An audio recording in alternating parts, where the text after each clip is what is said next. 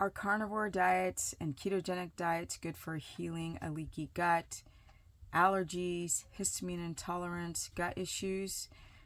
Let's get into it.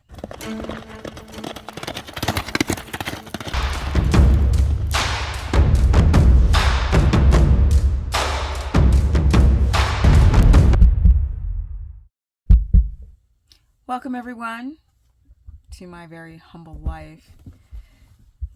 Where my dog's about to crawl up. You coming? You getting too big. My puppy, he's in my chocolate labs, he's getting too big to be able to crawl up here. Come on, let's go. Okay, you're just gonna sit there and be annoying. Take two.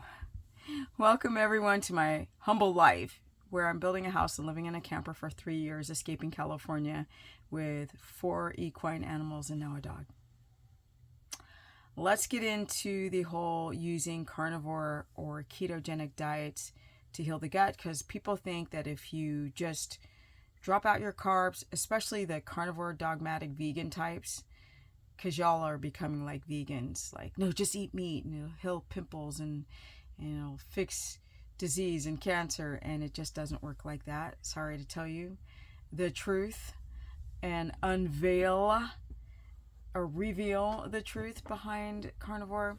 Now, carnivore diets, ketogenic diets, they're great. Remember, it's fixing your body is not just about diets, but they are great if you have wheat gluten intolerance. And what you guys don't understand is that people suffering from, let's say, celiac disease or some type of gluten intolerance will have a thing called cross reactivity. And that's where the brain starts to stamp like ching, ching, ching, ching, a bunch of different foods as wheat when it's not, like cheese, like nuts, like rice. So just because you stop eating wheat doesn't mean that you're fixed. People will do a carnivore diet, which is, like, in theory, a great idea, right? Well, we can just eliminate the best gaps. We're beyond gaps, right? We're getting rid of all the plants, all the anti-nutrients, and we're focusing on meat. And the idea of a carnivore diet, because keto is the same but not. The idea of carnivore is so great if you've got, like, you eat a salad, it's in your poop. I'm not even kidding. Look at your stool and see if you've got undigested plant matter in your stool. That's massive leaky gut. Like, straight up, when I have consultations and I learn this information, I already am figuring out what to do. Bloat, yellow stool is another sign of leaky gut, and people become incredibly confused because you have like a ashy colored pale-ish stool, or you can have like really hardcore yellow. And if it's super yellow, it's a leaky gut. But it can also be your gallbladder. And if you have your poop float, where fat is in your stool, that can come from leaky gut and your gallbladder. It can be a cocktail of both. And if you have some of your poop float and some of your poop sink, it's leaky gut, gallbladder, or both. Just the way it is. It's like if you have a meal with a little bit too much fat, all of a sudden you've got that partial sinking and floating. Let's get more into the gut. So I've spoken about this in a gazillion videos, but it's nice to update you and sort of remind you that you have the stomach, then you have the small intestine under it. Things drop into the small intestine, and the walls are permeable, but they're tight, right? And you've got these little hairs that float on the surface of the intestinal wall, and they help sort of prevent large particles of food from entering the bloodstream. It's a part of the absorption of the nutrients, and they help get the nutrients into the blood, extract the nutrients so they can travel through the highway and get to the cells to fix you. But when you develop big holes in the gut from coffee, pharmacological interventions, from stress, from toxicity, from chemicals, and everything that's just the way we live today. If you're not Amish, you probably have a weak gut wall, or you have very smart parents that prevented you from getting the jag, or a bunch of jags. I know I'm calling it jag because my Scottish friend calls it a jag, a schmaxine. Yeah, so that is not the point of this video, but there are many reasons why people develop a leaky gut. If you were not vaginally birthed, or if you were not breastfed as a child, all of these things are problematic to having issues with the gut early on. And then you're exposed to the preservatives and the chemicals that they put in kids' food, and cereal and sugar, and then the wheat, and then the anti-nutrients, and parents don't know any better. And some kids are fed formula, whatever, antibiotics as a young kid. Early on, the gut is destroyed early on. And you can see it with kids today who've got constipation and skin issues and acne and ADD, and they can't focus, and just poor health, really, getting colds and flus all the time. And then these people turn into adults, and they look like a train hit them. Most people don't look well. That's Hollywood, California. You would have these young people, and they would look sort of like, with the untrained eye, they would look like, sort of like healthy. But see, I can see what real healthy looks like, or I'm just young and still have not completely demolished my DNA at that juncture. But even these young kids, I could see like big pores on the face. I can see when they're drinking caffeine. I can see when the girls would be skinny fat from, not eating enough. I could see poor health. I could see them on pre-workouts at the gym, and I could see people just having like a roll around their waist as a young person. I can see dark circles under the eyes, a little bit of puffiness. I can see when a young woman is going through thyroid problems. I can see when young guys have low testosterone. You have to have a trained eye to see when someone's not healthy when they're young. But the point is that early on people develop leaky gut, and then they'll find carnivore, and they're like, oh, it's like a GAPS diet. We can just cut out all of this plant matter, and then I'm still going to eat like bacon and cheese and dairy products, and it's not grass-fed. And you feel better at first because, mind you took out the cereal and the bread and, the quick food, and going to the store and getting like pasta sauce and then pouring it on your food, or the crackers or the meal bars or the protein shakes or whatever garbage people eat, quick snacky food, and people feel better. But then they don't completely clean out their diet, so their gut just won't heal. And not only will it not heal if you're not eating really healthy pasture, non-grossness and chemicalized meat that comes from the supermarket, because God knows what they do with that meat. Not only that, but the problem is that people are eating too much protein, not enough fat. So quality's bad, not eating enough fat. They're using cheese and like yogurt and kefir. No. You need animal fat. It's butter, ghee, if you don't have a histamine response to it, grass-fed, lard, pork fat, tallow, lamb fat.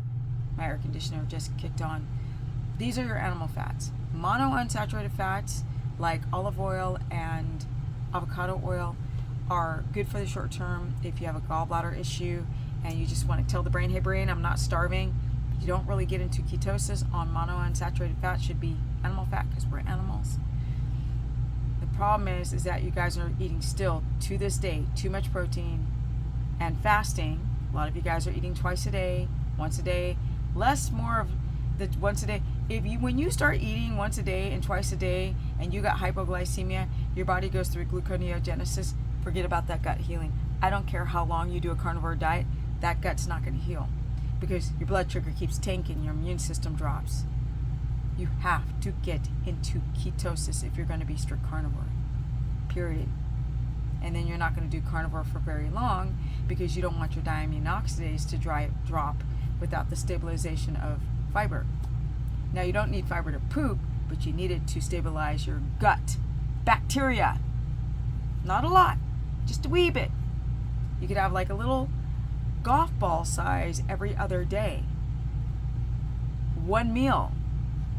You don't need gobs and gobs and gobs of plant matter to stabilize the gut microbiome. And if you do a prebiotic fiber like asparagus or leek, the green part, or the spring onion, the green part, these are prebiotic fibers. It really, if you don't have a histamine response to these plants, because some of you guys have plant matter in your stool,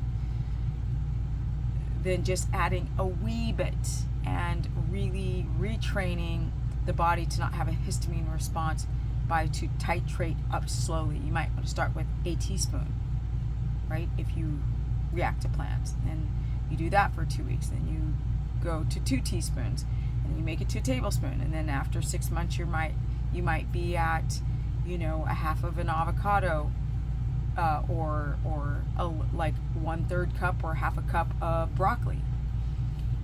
The point is that damn if you do and damn if you don't. If you don't eat any plant matter whatsoever and it's just carnivore, just meat. Now, I don't care who tells you that just eat meat and you're healed. I'm sorry. All these people are omitting the truth. And if they are not omitting it, they don't know that this is a fact. They don't understand that a lot of people have weak gut walls and they need something to have their bacteria stabilize and attach to something. And when they don't have it, they start to develop more of a dysbiotic gut. And if you're not in ketosis, that the holes that develop where your body starts having an immune response get bigger. So instead of you fixing your gut, it's like, oh, I feel better, I'm eating meat. But it's been a year and I'm still having histamine, I'm still reacting, and now I'm even more bloated than before. Yeah, it's a thing. And if you do carnivore and your electrolytes tank, then you also are having gut issues because your body is not finding the balance that it needs. You can't get energy from protein. It's so abysmal. It's got to be ketones or glucose. That's it. Nothing else. Protein will give you 10 minutes of energy, and then you start crashing, and then your immune system tanks, then your gut can't heal. Get up to 200 grams of fat. Find the fat that you don't have a histamine response to. The best way to deal with leaky gut and histamine is to rotate your foods. If you're trying to introduce a food back, start very small and titrate up. If you are reactive, less, but still reactive, take that one food that let's say avocado, and put it in your diet like every second day, just a little bit, and then start building up. Rotate it in and rotate it out, and rotate your meats, rotate everything if you're having leaky gut. But carnivore alone and keto alone is not going to heal that gut. It comes down to how you breathe, circadian rhythm, how much water you drink, if you're getting your electrolyte minerals, if you're going to bed early, if you have your Wi-Fi turned on, if you're exposed to xenoestrogens, what kind of deodorant you're using, what kind of lotion, if you're using anything with lead in it. All of these things are going to disrupt the gut from healing. And then you do carnivore for 2 years and you're still having histamine and mucus and tired and headaches and heart palp and itchy and die-offs and candida, and it comes and it goes. You can't get rid of the thrush and the white tongue, and even though you've done carnivore for a year, you're still having candida. Yes, people.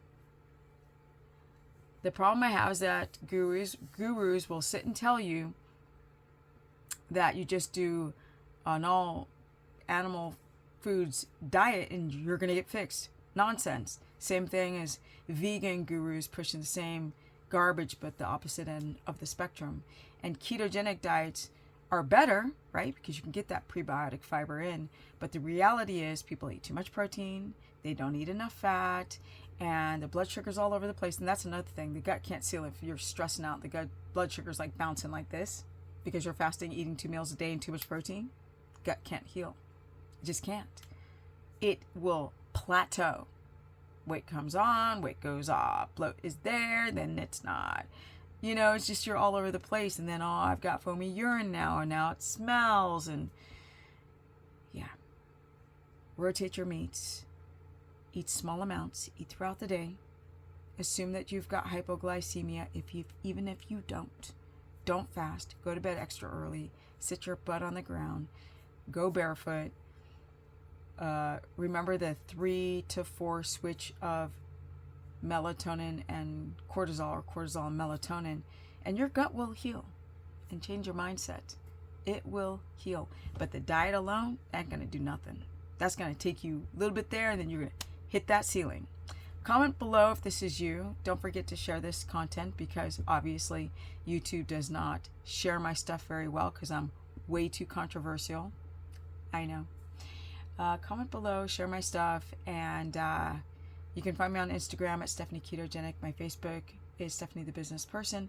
My website is stephanieperson.com if you need to book a consultation or sign up for my course where I cover, it's a monthly subscription where I cover all 3 diets. And now that things have settled down, I started working on my challenge again. And instead of trying to give you a date, I will finish it and then release a date for signups. That's coming around the bend, and I'm out. Peace.